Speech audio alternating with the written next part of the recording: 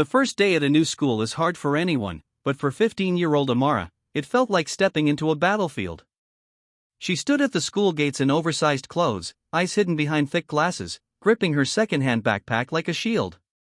She didn't want to be seen, didn't want to be noticed. But fate, it seemed, had other plans. Amara had transferred from a quiet town after her father's job loss and her mother's illness forced them to move in with her aunt. She'd always been shy, introverted, and used to being overlooked. But this new school in the city was different, louder, colder, and much, much meaner. It didn't take long before the bullies found her. Tristan, the ringleader, was everything she feared: popular, arrogant, and cruel.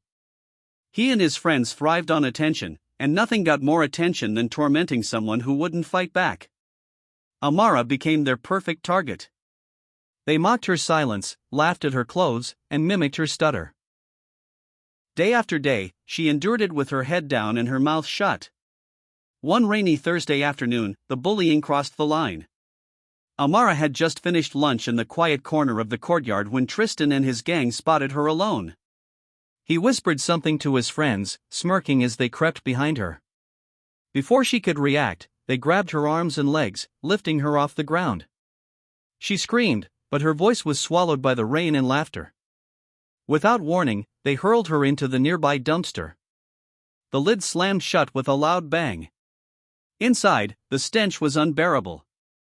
Rotting food, soaked paper, and broken cafeteria trays surrounded her. But worse than the physical filth was the emotional one: the humiliation, the helplessness, the sting of being laughed at like she was less than human.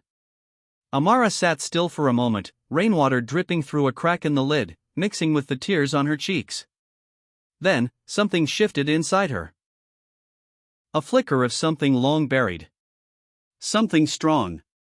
She remembered her father's words: never let the world decide who you are. Show them. Prove them wrong. What Tristan and the others didn't know was that Amara wasn't as helpless as she seemed. She had been training in martial arts since she was 6, a skill her father insisted on not just for self-defense, but to build confidence and inner strength. She had stopped training after the move, thinking it didn't matter anymore. But now, it did. Amara climbed out of the dumpster, soaked and shaking, but not from fear.